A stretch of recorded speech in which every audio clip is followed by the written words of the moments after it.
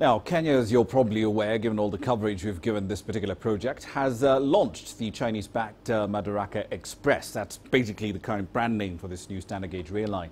It is also the largest single infrastructure project undertaken in this country since independence. Now, the new rail line, at least this first phase of it, cost nearly $4 billion. It's the first line that's going to be connecting Kenya's landlocked neighbors, Uganda, Rwanda, South Sudan, and on to Mombasa as well. Earlier on, Uche Okoronkwo asked the African Development Bank's Director General for East Africa, Gabriel Negatu, for his thoughts on the value and the risks that come along with projects of this size. And that includes where this leaves the country's old rail line. You have to see it in its totality. The port alone is not what Kenya is investing on. Kenya is investing on power.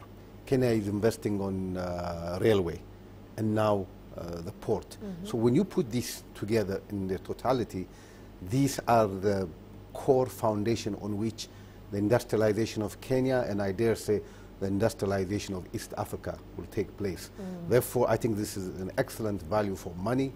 It may seem quite high, it may seem quite expensive at this point, but when you look at it in the medium term, this is an excellent investment that GOK and other governments in the region, including Tanzania, are making to scale their infrastructure to take them up to the next step of industrialization. That's right. Yeah. So what is your take on the macroeconomic risk this poses to, for example, Kenya's debt, Kenya's public finance going forward? Yeah. The Kenyan economy is stable enough and diversified enough that it's not going to have a major macroeconomic impact. And this, I think, was confirmed by the most recent IMF Article 4 mission that was here in April, 2 months ago, that indicated that Kenya's debt still remains sustainable. It's not at risk of debt stress. However, Kenya needs to watch and monitor its public debt. So if you look at Kenya's mid-term strategy, medium-term plan, this debt level will level off around 54–55% of the Kenyan GDP, sometimes towards the end of this year. Thereafter, that will be a period of consolidation where we will see a reduction in the budget deficit as well as in the debt level. So yes, it's something to watch, something to keep your eyes on, but it is not at a, we use what you call the traffic light thing, green, yellow, and red. Kenya is still in the green. Looking at the continent as a whole, do you think that we should pay a little bit more attention to the risk that borrowing too much for these infrastructural projects, as we talk about industrialization, could pose to our finances?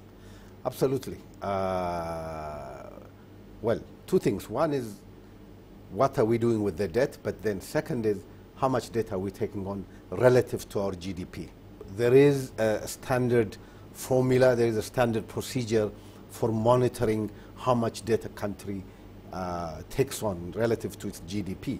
And I think that is where we continue to monitor, and the IMF and the World Bank and ourselves, we continue to monitor this. Several countries in the continent, a few in the region, are in the yellow light region, which means be careful. Be careful. Be careful, you need to watch it. The second issue is, of course, what do you do with this debt? Is this some frivolous consumption debt, or is this invested into the standard gauge of the Madaraka Expressway? Is it invested into the ports? Is it invested into the power? These are investments that will yield return many folds.